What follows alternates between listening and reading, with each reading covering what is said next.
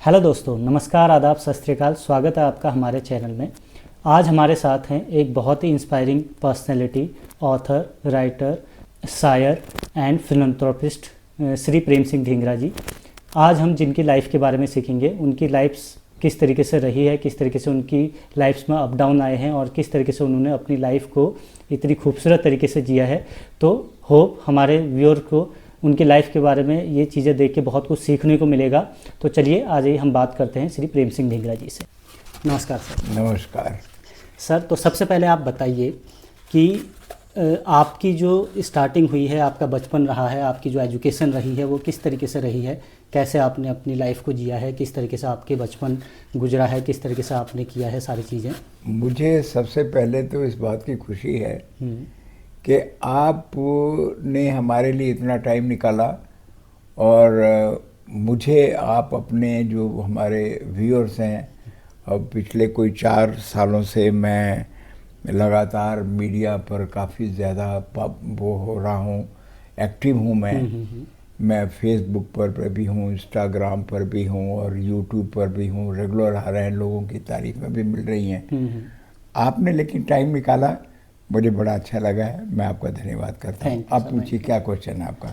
देखिए सर, सबसे पहले तो हम आपकी स्टार्टिंग में लाइफ से जानना चाहेंगे कि आपकी शुरुआत कैसे हुई, आपकी एजुकेशन, आपकी बचपन कैसे रहा है, किस तरीके से आपने अपनी बचपन को निकाला है। ताकि क्योंकि आजकल देखिए आप, जितने भी हमारे यूथ होते हैं कि किस तरीके से बहुत सारे यूथ होते हैं कि गलत रास्ते पे जाते हैं, गलत चीज़ों पे चले जाते हैं। तो आप क्या बोलना चाहोगे कि आपकी लाइफ किस तरीके से रही और किस तरीके से आप इतने बड़े शख्सियत बने, किस तरीके से आपकी रही है लाइफ? देखिए, इस तरह है कि जीवन तो वो जो एक कहावत है कि सिल्वर स्पून मुंह में रख के पैदा हुआ है कोई, वो तो बिल्कुल नहीं रही है जी। एक बहुत ही आम जिंदगी वाला घर मुझे मिला, क्योंकि ये अपनी चॉइस नहीं होती है। और उसमें साधारण तरीके से मेरा शिक्षा भी हुई, एजुकेशन भी हुई और मेरी ब्रिंगिंग अप भी हुई। लेकिन उसमें जो फिर मैं तो जब धीरे धीरे हम लोग बातें करेंगे तो चूँकि उसके बाद तो फिर मैंने बहुत कुछ एस्ट्रोलॉजी करी, स्पिरिचुअलिटी करी। लेकिन बचपन जो मेरा बीता है वो बिल्कुल एक आम फैमिली में। हमारे पिताजी पोस्ट मास्टर हुआ करते थे। तो उस ज़माने की मैं बात कर रहा हूँ। मैं पैदा हुआ था 1941 में, 1941 में। तो आज भगवान की बहुत बड़ी कृपा है कि मैं 84 ख़त्म करके 84 में जाऊंगा अभी मैं। तो उस ज़माने में क्या हालात होते होंगे आप समझते ही हो। ये वो ज़माना था जब टेलीफोन के लिए उंगलियों से ऐसे घुमाना पड़ता था वो, और पोस्ट ऑफिस में जाके कॉल बुक कराते थे, एसटीडी टेलीफोन करना। उस वक्त तो टेलीग्राम होती थी और वो टेलीग्राम के बड़े मायने रखते थे। अब वो ज़माना कुछ और था। लेकिन जो आपने क्वेश्चन जो आपने कहा है बड़े साधारण से हुआ है। लेकिन जो कोई भी जीव, ये सब मैं बात की फिलॉसफी की बातें कर रहा हूँ, कि कोई भी जीव जब इस संसार में आता है तो वो अपनी एक डेस्टिनी लिखा के आता है। बिल्कुल।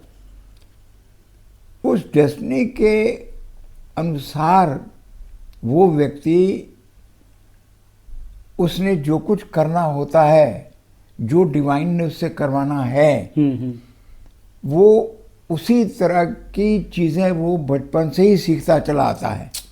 उसका ध्यान उधर ही जाएगा। हर बच्चा सिंगर नहीं होता बचपन में ही, हर बंदा पेंटर नहीं होता, या इवन बाद में भी हो सकते हैं, मैं वो तो हो सकता है। लेकिन फिर भी जो डिवाइन चाहती है वो उसी तरफ लेके जाती है। मुझे जो कुछ अपना बचपन याद है, मैंने बहुत पहले से किताबें पढ़ना शुरू कर दी थी।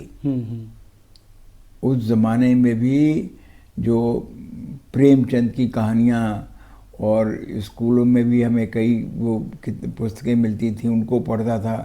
इसके अनुसार जो है छोटी छोटी लाइब्रेरी उन दिनों भी मोहल्लों में होती थी या मांग के भी ली जाती थी किताबें। तो मुझे अच्छी तरह याद है कि मैं वहाँ पर भी जा कर के किताबें लेके आता था। आप सबने तो मेरे ख्याल सुनी भी नहीं होगी, पहले उस ज़माने में कोई एक वो विनोद जासूस होता था, कर्नल हमीद की किताबें होती थीं, उसके बाद फिर पेरी मैसन इंग्लिश में, और उसके बाद फिर जेम्स हेडली चेज़। तो ये किताबें जो शुरू हुई थी मेरी उस वक़्त से ही शुरू हुई थी, कहानियों की किताबें। फिर धीरे धीरे जैसे विस्तृत होता गया सोच समझ जो है, उसके अनुसार जो है किताबें भी फिर मोटी मोटी होती गई, सब्जेक्ट भी गहन होते चले गए। तो आज मैं जो कुछ कहूँगा ये मेरा अपना किया नहीं है, ये प्रकृति जो चाहती है, डिवाइन वो जो चाहती है वही करती है। बिल्कुल। लेकिन आपका जो क्वेश्चन था वो ये है, हुआ मेरा जन्म साधारण से उसका था, और मेरे जैसे और कई लोग हैं। बिल्कुल। अब जब मैं इस फील्ड में आया हूँ तब पता लगता है कि अगर बहुत सारे लोगों के ऊपर जाइए, ऐसे कई लोग हैं जिनसे मैं प्रभावित हूँ, जिनको मैं अपना आदर्श मानता हूँ, जिनको मैं अपना मेंटर मानता हूँ, कई लोग हैं मेरी ज़िंदगी में। तो जब मैं उनकी बातें भी देखता हूँ, सोचता हूँ, तो मैं जहाँ तक समझता हूँ कि बहुत कम लोग ऐसे होते होंगे जो राज परिवार में बड़े हुए हों और या किसी अच्छे शिक्षा प्राप्त करने वाले या किसी अच्छी समृद्ध घरों में पैदा हुए हों। लेकिन कई लोगों को मैं जानता हूँ अपने प्रैक्टिकल लाइफ में भी कि जो एक साधारण से उसमें निकली। तो मेरा जन्म जो मेरा जो बचपन है वो भी एक साधारण सा ही बचपन बीता है, और पढ़ाई में भी जहाँ तक मुझे याद है कि कोई मैं उच्च स्तर के नंबर लाने वाला 99% या 95% या इस तरह का लाने वाला बच्चा नहीं था। हाँ, पास हो जाता था, फेल मैं कभी नहीं हुआ हूँ, इसमें ये बात ये। और थोड़ा सा ये भी था कि शायद मुझे जहाँ तक याद आ रहा है कि किसी एक क्लास में मैं बहुत ज़्यादा अच्छा था, चौथी या पाँचवीं या पता नहीं कौन सी क्लास में, और हमारे फादर जो थे वो पोस्ट मास्टर थे। मैंने आपको बताया उस वक्त पोस्ट मास्टर की बड़ी इज्जत होती थी। आज के उस वक्त वो डिप्टी कमिश्नर वगैरह के साथ अंग्रेज़ों के साथ बैठा करते थे और एक सोशल एक फिगर मानी जाती थी। तो उनके शायद इन्फ्लुएंस से एक क्लास जो है मुझे आगे टपा दिया गया था कि ये क्लास को इसको आगे करके इसको आगे कर दो, ये अच्छा पढ़ रहा है। लेकिन ऐसा ही है, कोई इतना कोई ख़ास रिकॉर्ड वाली मैं बात नहीं करूँगा मैं। सर जैसे कि हर एक की लाइफ में एक टर्निंग पॉइंट आता है, आपकी लाइफ में भी कुछ टर्निंग पॉइंट रहे होंगे जिससे कि आपकी लाइफ चेंज हो गई बिल्कुल ही। तो ऐसे आपकी लाइफ में कौन से टर्निंग पॉइंट रहे हैं जिससे कि आपकी लाइफ चेंज हो गई? सबसे बड़ी जो टर्निंग लाइफ हुई है, मैं जहाँ तक याद कर पा रहा हूँ, जब मैंने इंजीनियरिंग करी और उसके बाद मेरे ब्रदर जो थे यहाँ पर CPWD में दिल्ली में इंजीनियर थे, वो एग्जीक्यूटिव इंजीनियर थे। तो उसके बाद जब नौकरी की बात चली तो उन्होंने ये कहा कि मैं यहीं दिल्ली में मैं तुमको यहीं लगवा लेता हूँ, CPWD में लगवा लेता हूँ। पता नहीं मन में मुझे क्या आया, मैंने कहा नहीं, मैं आप लोग के साथ नहीं रहूँगा। I don't know why I felt like that. मैं जो भी करूँगा वो अपने कदम मैं खुद चुनूँगा मैं। और मैंने जब अप्लाई करना शुरू किया तो हिमाचल प्रदेश में उन दिनों एक department of multipurpose products and power होती थी, तो मैंने वहाँ पर अप्लाई किया और अपॉइंटमेंट लेटर आ गया। और जब आ गया तो फिर मैंने फैमिली वालों को बताया कि ये आ गया, और मैंने सीधे कहा कि मैं जा रहा हूँ। तो एक तो टर्निंग पॉइंट अगर आप समझ जाएं वो वहाँ से था। फिर मैं उन सारे जो मेरे जो सीनियर्स थे, ऑफिसर्स थे, जब मैं जूनियर इंजीनियर की पोस्ट पे जब मैं ज्वाइन किया था, जब तो उसके बाद फिर assistant engineer, executive engineer, superintending engineer. तो उनमें से कई धुंधली धुंधली शक्लें मेरे दिमाग में हैं, कई चीज़ें याद हैं मुझे कि जिन लोगों का प्रभाव पड़ा है। और सीखने में और ग्रैस्प करने में मेरी जो है ये परमात्मा की दी हुई शक्ति है। जब मैं बाद में स्पिरिचुअलिटी में भी जब आया था तो हमारे गुरु जी थे स्वामी परमानंद, तो उन्होंने भी कहा था कि ठीकरा तुम्हारी रिसेप्शन जो है बहुत अच्छी है। और यही बात जब मैंने 1987 में जब मैंने भारतीय विद्या भवन से एस्ट्रोलॉजी करी थी, तो वहाँ के भी जो हमारे जो ज्योतिषाचार्य थे, जो गुरु वगैरह थे, उन सबका यही कहना था कि तुम्हारी ग्रेस्पिंग जो पावर है, रिसेप्शन जो है वो बहुत बढ़िया है। तो मैं उन सारे, अब इसी क्षण बैठे बैठे मुझे उन सब अपने अफसरों की, मेरे उन सब गुरुओं की याद आ गई कि जिनसे मैंने बहुत कुछ सीखा है। और मैं तो फिर यही कहूँगा, परमात्मा का धन्यवाद करूँगा कि उसने मुझे ऐसे ऐसे मौके दिए कि मैं कहाँ से निकल कर के आया, किस जगह से निकल के आया, किस तरीके से बढ़ा हूँ। और आज मैं तो खुद अपनी उपलब्धियों पर मैं हैरान हूँ। मैं सोच भी नहीं सकता था कभी, और ये सब चीज़ें होती चली गई। बिल्कुल। जब हाँ, इसी में जब आपने जब जीवन के टर्निंग पॉइंट की बारे में बात करी, तो एक तो जब मैंने सर्विस ज्वाइन किया, वहाँ पर भी मैं बहुत हार्ड वर्किंग था। मैं, वो आदत मेरी शुरू से रही है अपने काम को उसी दिन ख़त्म करने की। ये आपने ये कहा कि युवा लोगों के बारे में भी आपने कहा, ये कि ये जो चीज़ है ये आजकल के युवा लोगों में नहीं है। वो 10 से 5 की नौकरी करते हैं, वो ठीक नहीं है। बिल्कुल। जहाँ 5 बजे उन्होंने अपना बस्ता बंद कर दिया, उसके बाद वो लोग अपने सोचना भी नहीं चाहते, देखना भी नहीं चाहते कि कोई किसी को उन्होंने वादा कर रखा है काम करने का, या ये काम ऐसा है जो कि इस वक्त हो सकता है। बस जहाँ जैसे वो 5 बजे और बस्ता बंद किया और चले गए, इनको मैं कहता हूँ 10 से 5 बजे की नौकरी करने वाले लोग हैं। मेरा ऐसा कभी नहीं रहा है। हमेशा मैंने ये सोचा है कि मेरे ऑफिसर को, मेरे सीनियर को क्या चीज़ की ज़रूरत पड़ेगी और मैं बगैर कहे उससे करके ले जाऊं, और जो प्रशंसा उससे मुझे मिलती थी, मैं भावुक हो जाता हूँ। तो इन सब चीज़ों ने मुझे आगे बढ़ाया है। और तो मस्कत में वहाँ पर एक उस वक़्त 1967 या 68 में एक पॉलिसी गवर्नमेंट की निकली थी कि अपने इंजीनियर्स को कहीं बाहर भेजा जाए। उनको जा कर के बाहर जा कर के वो अपना टेक्निकल जो है नॉलेज दे करके और वहाँ जा कर के बढ़ाएं, ऑफिसेस वगैरह बढ़ाएं। तो एक ऐसी स्कीम निकली थी।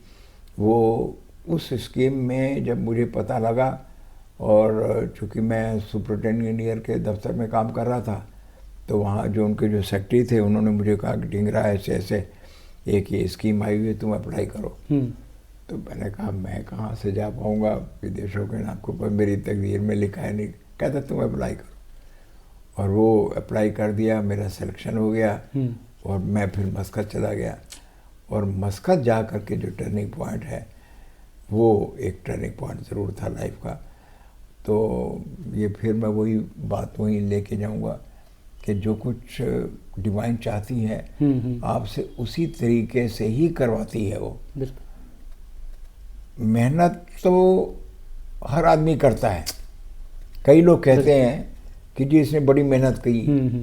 मेहनत के अलावा जो है, जब तक डेस्टिनी के किताबों में आपका भविष्य ना लिखा हो, अच्छा भविष्य ना लिखा हो और अच्छी अच्छी बातें करने का आपका एक उसने न डाल रखा हो, प्रस्तावित न कर रखा हो, तो आप कर नहीं पाएंगे। तो मैं ये कहूँगा कि मैंने जीवन से हर जगह सीखने की कोशिश की, आंखें बंद करके कहीं नहीं किया, बड़ी ध्यान से किया है। और मैं यही, अगर आप जब आपका जो आज का जो विषय वो यही है कि मैं आजकल के जो युवा हैं उनके लिए मैं क्या मैसेज दूंगा, तो वो यही है कि आप जब भी कोई काम करें वो आप अभी से ही अपनी आदतें बना लें, डिसिप्लिन में रहने की, अपना काम वक्त पे वक्त से पहले ख़त्म करने की, और काम को पूरी समझने की करें और पूरे ध्यान से करें काम आप, और जिम्मेदारी को संभालें। तो बस ऐसे ही जीवन चलता रहा। जैसे हम जानते हैं कि आप स्पिरिचुअलिटी में बहुत एक्टिव रहते हो, तो जब आजकल के युवा हैं जो स्पिरिचुअलिटी को इतना टाइम नहीं देते या इतना उसकी तरफ डेडिकेटेड नहीं होते हैं, तो आपका ऐसा क्या रहा कि आप स्पिरिचुअलिटी की तरफ इतना एक्टिव हुए? ये भी एक संयोग की बात है। जब मैं मस्कत में था तो वहाँ पर एक मेरे कोलीग थे, तो हम उनके साथ एक दिन बैठे हुए थे, लंच कर रहे थे। तो लंच उन्होंने कर लिया मेरे ख्याल है, शायद जहाँ तक मुझे याद है। और लंच करने के बाद उन्होंने मुझे ये कहा कुछ नहीं, वो अपना सारा डब्बे इधर उधर करके और अपना शांत होकर के आंखें बंद करके बैठ गए। अब शांत करके बैठ गए तो मैं क्यों डिस्टर्ब करूँगा, तो 10-15 मिनट जो है वो उसी तरह बैठे रहे। फिर मैं, साउथ इंडियन थे वो, नाम तो पता नहीं, याद नहीं आ रहा है, साउथ इंडियन थे वो। तो मैंने कहा कि ये आपने जो 10-15 मिनट निकाले ये क्या है? कहने लगे मैं मेडिटेशन कर रहा हूँ, और इस मेडिटेशन का नाम है TM मेडिटेशन, ट्रांसेंडेंटल मेडिटेशन। उस ज़माने में ट्रांसेंडेंटल मेडिटेशन बहुत ज़्यादा फेमस थी, और ये महेश योगी ने अमेरिका में थे तो इंडिया के ही, और इंडिया से फिर बाद में स्विट्ज़रलैंड गए, स्विट्ज़रलैंड से फिर आगे चले गए, वो मेरे ख्याल स्विट्ज़रलैंड में ही रहे फिर उसके बाद जो है। तो उन्होंने ये जब TM के बारे में बताया तो मैं एकदम से जो है उधर आकर्षित हुआ। अब ये जो आकर्षण है ये तब होगा, यही बात मैं कहना चाहता हूँ कि आपके पूर्व जन्मों के साथ कहीं न कहीं उसका संबंध रहा होगा। बिल्कुल, कहीं न कहीं किसी न किसी जन्म में मैंने ज़रूर साधना की होगी, और इसलिए वो मेरा ध्यान भी उधर वहाँ चला गया। तो जब एक दफ़ा ट्रांसेंडेंटल मेडिटेशन में गए तो उसके बाद तो फिर एक अनंत सागर खुल गया। फिर धीरे धीरे और अपॉर्चुनिटीज़ आती रहीं, ब्रह्म कुमारीज और प्राणिक हीलिंग, जिसका बहुत बड़ा असर पड़ा मेरे को। और फिर इसके बाद अन्नापूर्णा सती, ये बुद्धा सीओ फाउंडेशन वाले हैं।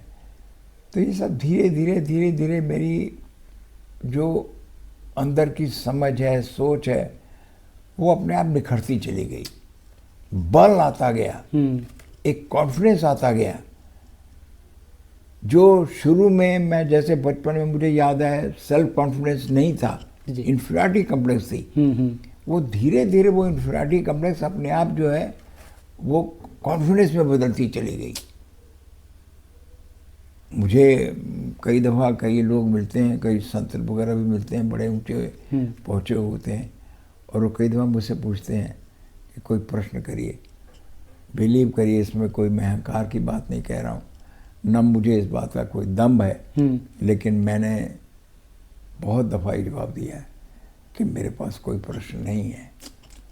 और जब मैं कह रहा हूँ तो सचमुच कोई प्रश्न नहीं है। बल्कि जब मैं अपने व्यूअर्स के पास भी आता हूँ यूट्यूब वगैरह में, उनसे भी मैं ये कहता हूँ, आपका कोई प्रश्न हो आप मुझसे पूछिए। कोशिश करूँगा, हो सकता है कि मैं पूरे जवाब ना दे सकूं, क्योंकि लर्निंग तो मेरी सारी उम्र आखिरी दम तक मेरी नहीं, हर व्यक्ति की रही है।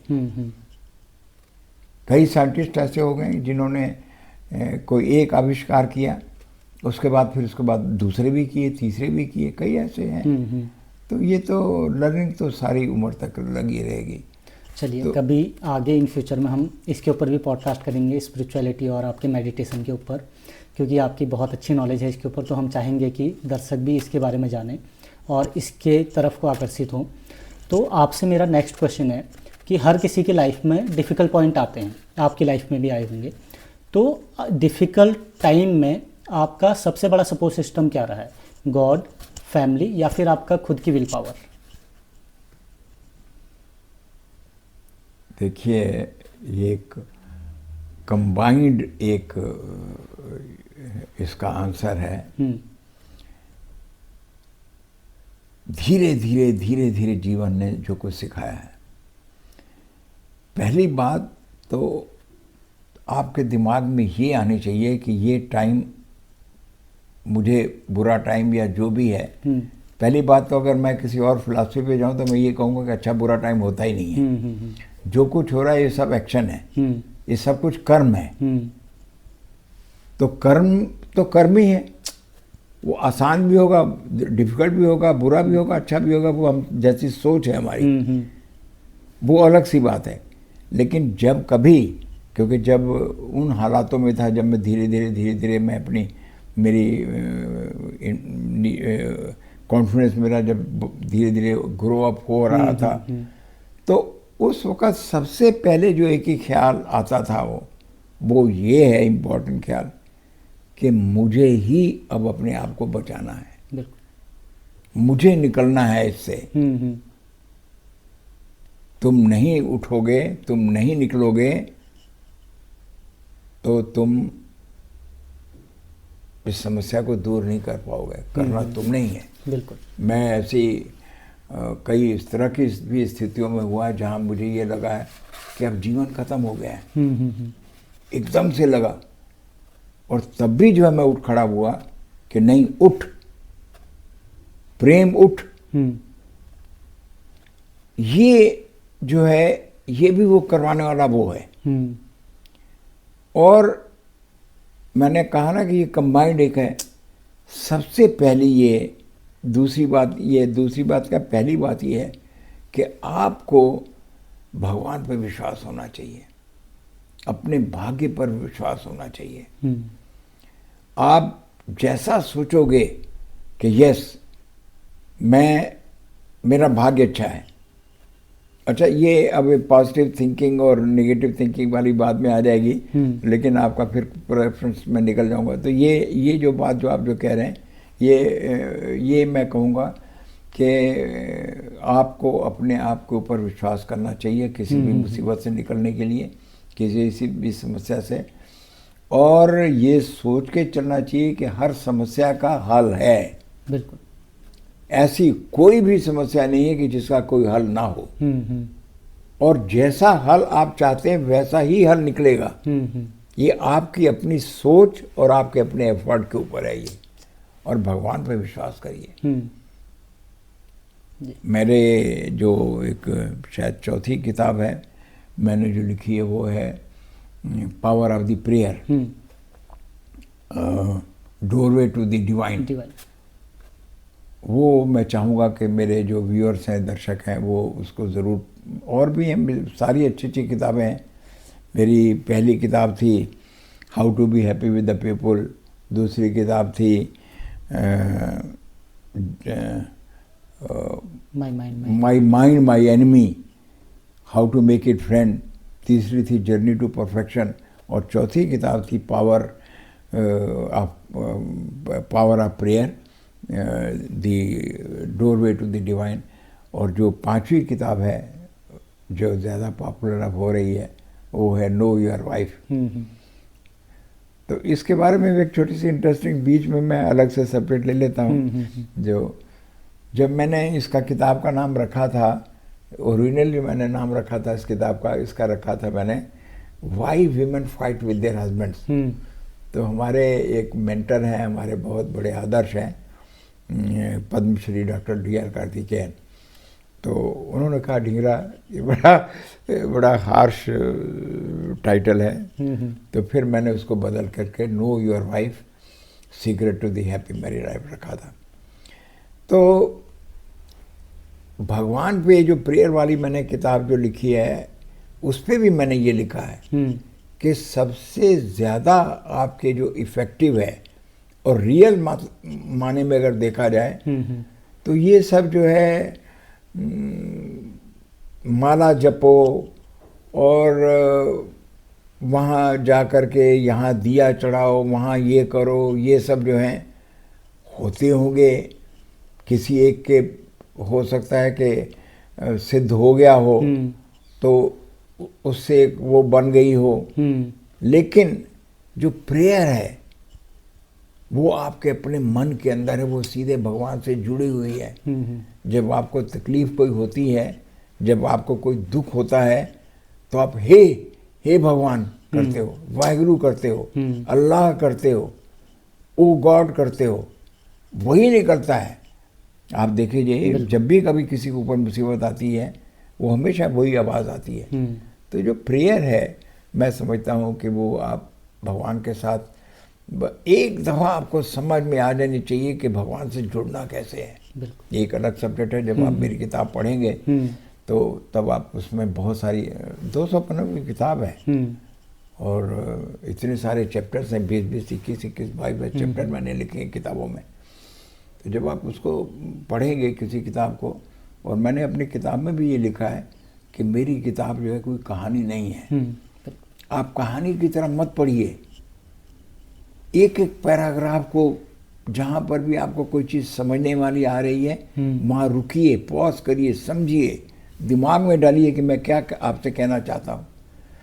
तो आपके जो क्वेश्चन था वो ये है कि एक तो आपके ऊपर ये विश्वास होना चाहिए कि कोई भी प्रॉब्लम परमानेंट नहीं है, ये ज़रूर हटेगी, जाएगी, और आपको अपना खुद करना पड़ेगा। आप लोगों से मदद मांग सकते हो, लेकिन फिर अगेन वो चूँकि मैंने एस्ट्रोलॉजी की है तो मैं ये कहूँगा कि अगर मदद आपको मिलनी होगी, आपकी कुंडली में लिखी है तो आपको ज़रूर मदद मिलेगी, नहीं तो आपको मदद भी नहीं मिलेगी। अल्टीमेटली जो है आपको अपने ऊपर सहारा होना चाहिए, क्योंकि आप अपना मदद खुद कर सकते हो, ज़रूर होगी। अपनी मदद खुद करिए और दूसरा भगवान पर विश्वास करिए, उसको प्रेयर करते रहिए, आपका काम ज़रूर होगा। बिल्कुल सर, जैसे आपने अपनी लाइफ में इतने अप्स एंड डाउन्स देखे हैं, तो आप हमें ये बताइए कि सक्सेस की रियल मीनिंग क्या है? आप क्या समझते हो कि सक्सेस क्या है एक्चुअल में? सक्सेस जैसा कोई मज़ा ही नहीं है। आप कितनी भी मेडिटेशन करते रहो, कितने भी माइंडफुलनेस में रहो, मैंने ये भी एक किताब में लिखा हुआ है कि हम लोग अपने आप को मेडिटेशन से खुश कर सकते हैं, माइंडफुलनेस से हम अपनी बाधाओं, जो भी हमारी प्रेजेंट जो टाइम है या मुश्किलें हैं, तो हम उनको जो है एक तरीके से हम उनको इग्नोर कर सकते हैं। लेकिन जब कभी कोई सक्सेस मिलती है, जो आनंद आपको सक्सेस से मिलता है वो कहीं भी नहीं है। तो सक्सेस जो है, और वो फिर वही बात हो, आप फिर वहीं तक पहुंचूंगा मैं कि सक्सेस अपने हाथ में नहीं है। आप मेहनत तो कर सकते हो, लेकिन शुरू में भी मैंने आपसे, आज की वार्ता में मैंने आपसे कहा था कि मेहनत तो बहुत सारे लोग करते हैं, लेकिन सक्सेस मिलेगी या नहीं मिलेगी, वो सक्सेस जो है वो आपकी निर्धारित होनी चाहिए। अगर आपकी डेस्टिनी में वो है तो आपको ज़रूर मिलेगी।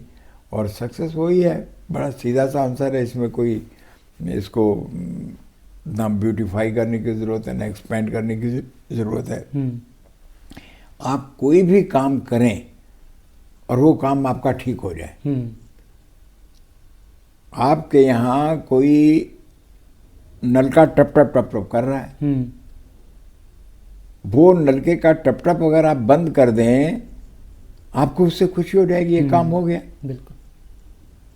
कोई भी छोटी छोटी बात भी अगर आप कुछ कहीं आप इवन अगर आप ये सोचो मन में कि मुझे कुछ जा करके कुछ चीज़ लानी है, अब वो बाज़ार में बहुत सारी चीज़ें हैं, लेकिन कोई एक जो चीज़ जो आपके मन में एक्चुअली थी वो आपको मिल जाए तो वो भी एक सक्सेस है।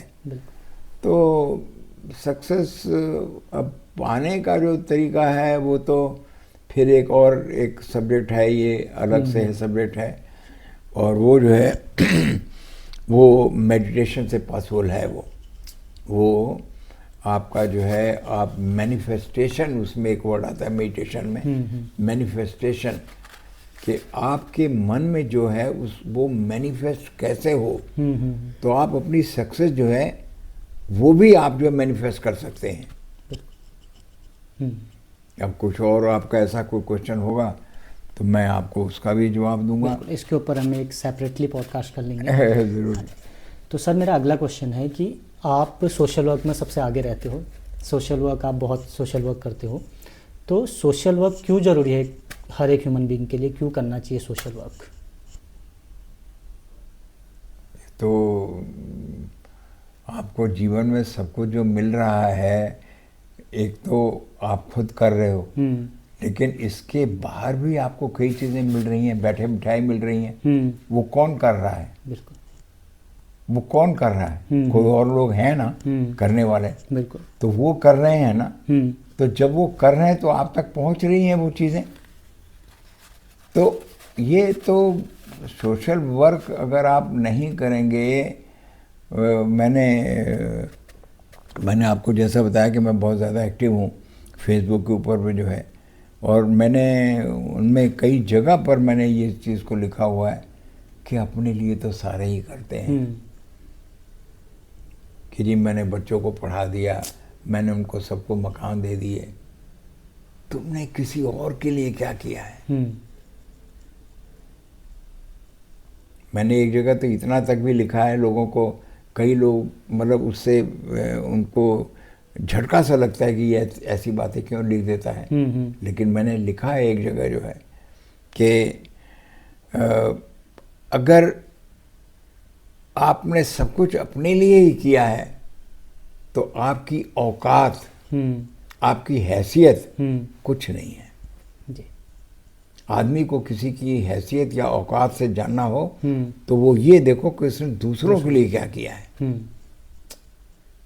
और फिर अब उसमें एक बड़ी, अब ये बोलने को इतना कुछ है, मैं और भी कुछ बोलना शुरू कर देता हूँ और ज़रूरत भी पड़ जाती है।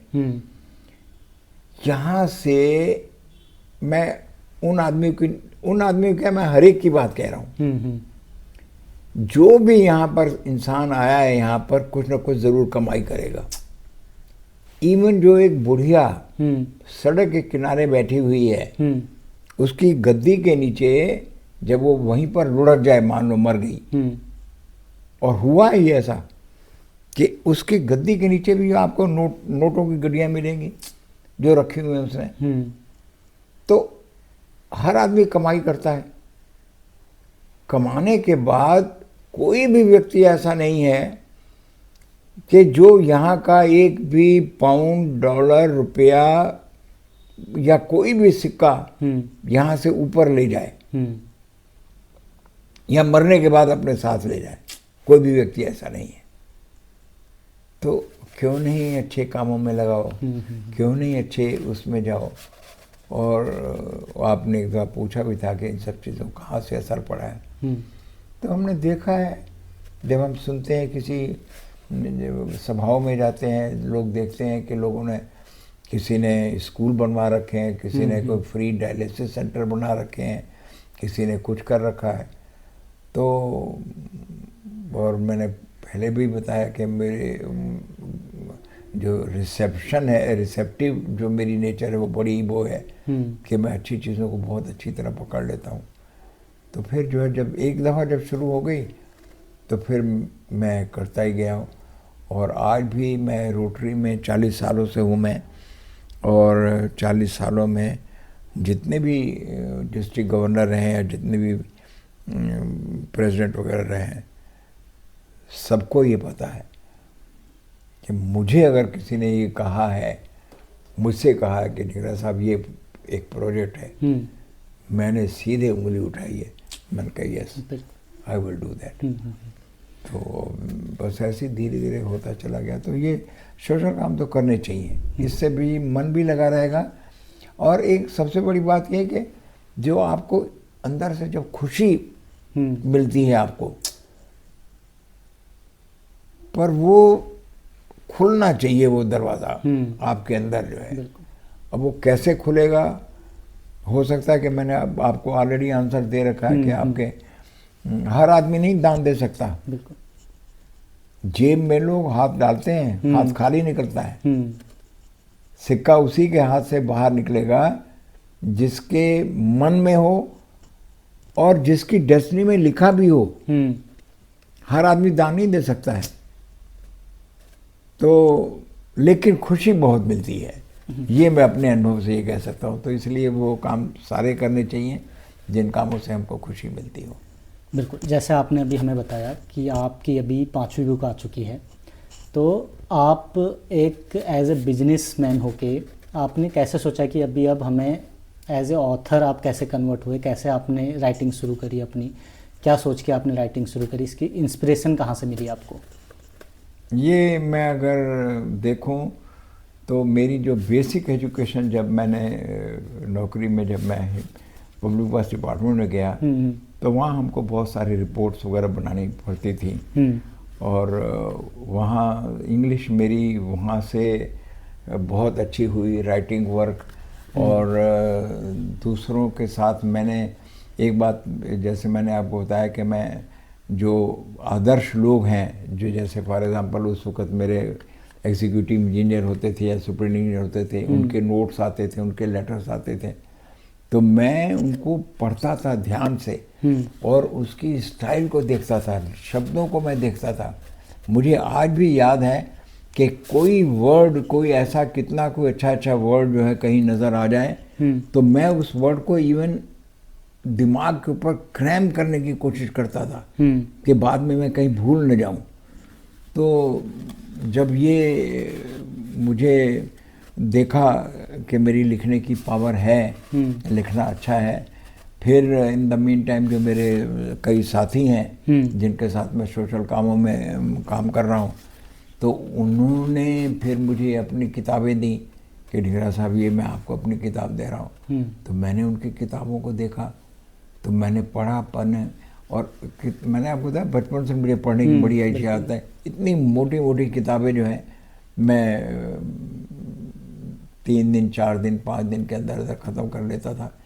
और एक और भी मेरे में, मैं फिर वही कहता हूँ, मैं कुछ नहीं करता हूँ, भगवान करता है, जो कुछ करता है वो करवाता है मुझसे। मैंने हर चीज़ को ध्यान से पढ़ी है। कोई भी ऐसी बात जो मुझे उसमें इंटरेस्टिंग लगे और ये समझ में आया कि ये बहुत अच्छा वर्ड है या बहुत अच्छा फ्रेज़ है, किस तरीके से इसको किया गया है, मैंने उसको नोट करने की और दिमाग में याद करने की कोशिश की है। तो जब मैंने अपनी दोस्तों की किताबें तो मैं वैसे भी पढ़ता था, लेकिन जब उनकी लिखी हुई किताबें जब मैंने पढ़ी तो मुझे लगा कि यस मैं कर सकता हूँ। और वैसे मैं लोगों को मैसेज देना चाहूँगा, एक सीक्रेट भी है और मैं सीक्रेट को खोल रहा हूँ। अगर आप भी किताब लिखना चाहें तो बड़ा आसान है, कोई इसमें मुश्किल है ही नहीं। आपकी किताब का टाइटल क्या है, सबसे पहले आप वो सोचिए किस विषय पे आप लिखना चाहते हैं, जो आपके अंदर से निकल रहा हो कि ये है, और इस टाइटल से लोगों तक अच्छा मैसेज पहुंचेगा, वो आपके दिमाग में आना चाहिए। जब एक दफ़ा टाइटल आपके आ गया, फिर अब आप ये सोचिए कि इस टाइटल के आप इसको सेक्शन बनाइए, चैप्टर्स बनाइए। उस वक़्त जब आप शुरू में बनाना शुरू करेंगे तो आपको हो सकता है 5 चैप्टर नजर आए, फिर उसको कहिए नहीं ये कम है, अपने मन में सोचें 10 होने चाहिए, 12 होने चाहिए, कम से कम 20 चैप्टर तो होने चाहिए। फिर जब एक एक चैप्टर की आपकी लिस्टिंग हो गई, फिर आप उस चैप्टर के ऊपर जो है आप अपना, एक तरीके से स्कूल में भी तो आप पढ़ते थे ना, ऐसे से लिखते थे। फुटबॉल के ऊपर लिखा तो फुटबॉल के ऊपर ही लिखना है आपने। बिल्कुल। आपने जानवरों के बारे में लिखना तो जानवरों के बारे में लिखना है। किसी खेती के बारे में लिखना तो आपने खेती के बारे में ऐसे लिखना है। बिल्कुल। तो जब आपके चैप्टर बन गए तो एक तरीके से उन चैप्टर को आप लिखते चले जाइए, फिर अपने आप आ जाएगा धीरे धीरे लिखना।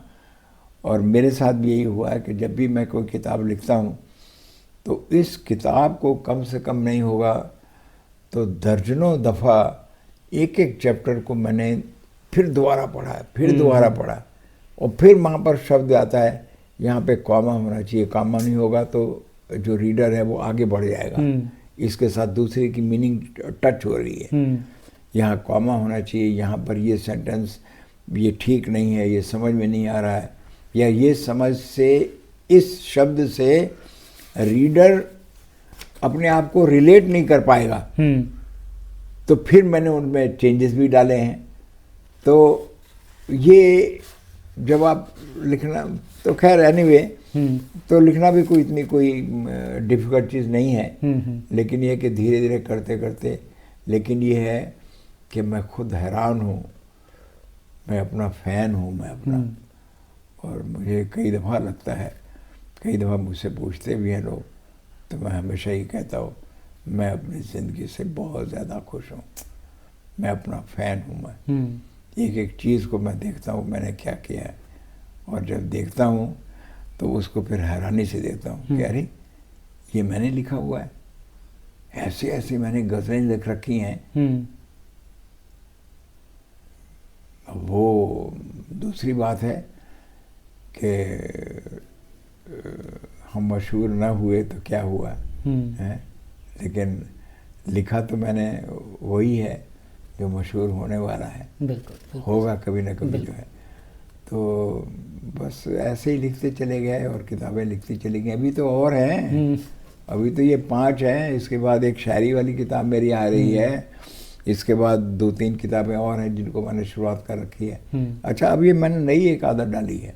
अब वो ये है कि मैंने कोई एक सब्जेक्ट मुझे अच्छा लगा तो मैंने जो है उसको भी शुरू कर दिया, टाइटल भी बना दिया, और अपना जो फ्रॉम दी ऑथर्स लिखना है या नोट फ्रॉम दी ऑथर है उसको भी पूरा कंप्लीट लिख दिया, क्योंकि वो तो बेसिक चीज़ है ना कि मैं मेरी किताब क्या कहेगी। और मैंने चैप्टर भी बांट दिए, चैप्टर बांटने के बाद शुरू भी कर दिया। कई 2-3 किताबें ऐसी हैं जो मेरी ऑलरेडी शुरू हो चुकी हैं और जिनके ऊपर जो है वो काम शुरू हो चुका है, वो भी आ जाएंगी, उनको भी करता रहता हूँ। ठीक। तो सर ये हमारा लास्ट क्वेश्चन है कि आप यूथ के, आज के यूथ को क्या मैसेज देना चाहोगे? तुम हम जैसा बनाओ। अगर कुछ सीख सकते हो। बिल्कुल। और मैं इसलिए कह रहा हूँ क्योंकि मुझे मिल गया है, तुम्हें भी मिल जाएगा। तुम भी कोशिश करो।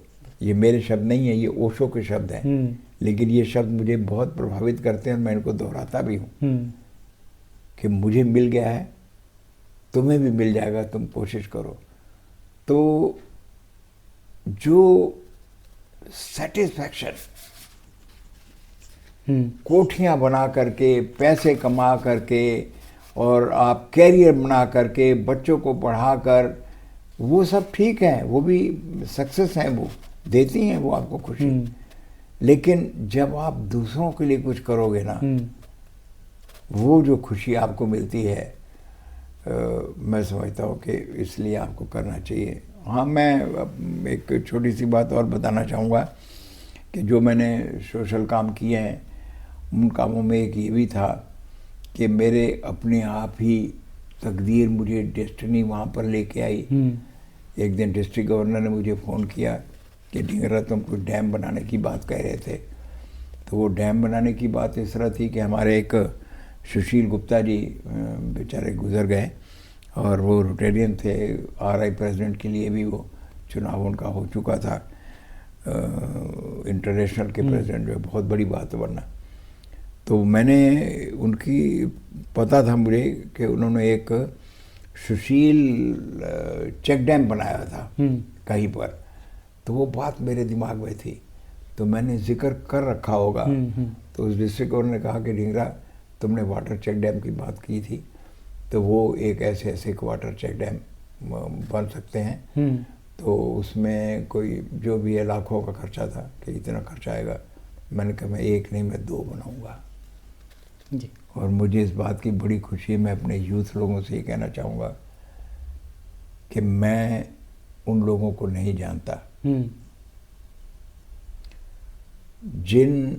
जहाँ पर ये बांध बनाए गए हैं वाटर चेक डैम, पिछले 3-4 सालों में वहाँ पानी का स्तर इतना ऊंचा हो चुका है कि जो 100, 110, 120 फुट पे होता था, अब वो 30-40 फुट पे तक पानी आ चुका है, इतना स्तर बढ़ चुका है। वहाँ पर कई चीज़ों की खेतियाँ नहीं होती थी, अब वो खेती शुरू हो गई है। 4-5 गांव हैं उस जगह के, दयालपुरा 3, दयालपुरा 4, ये है पाली डिस्ट्रिक्ट राजस्थान में, मैंने बनवाए हैं ये चेक डैम। और हर साल जब बारिश होती है, वहाँ के पटवारी मुझे दोनों चेक डैम की फ़ोटो भेजते हैं, पानी इकट्ठा होता है तो एक अंदर से अलग ही खुशी मिलती है कि ये जो खुशी है ये आपको, मैं चाहूँगा कि ऐसे प्रोजेक्ट में और भी करूँगा।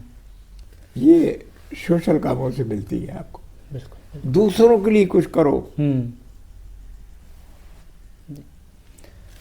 चलिए, बहुत बहुत शुक्रिया आपका अपनी लाइफ के बारे में हमें इतना कुछ बताने के लिए और हमारे यूथ को इंस्पायर करने के लिए। धन्यवाद। मुझे भी बहुत अच्छा लगा आपसे बातें करके। तो आपने तो मुझे इमोशनल कर दिया आपने। धन्यवाद आपको, बहुत बहुत धन्यवाद। ओके।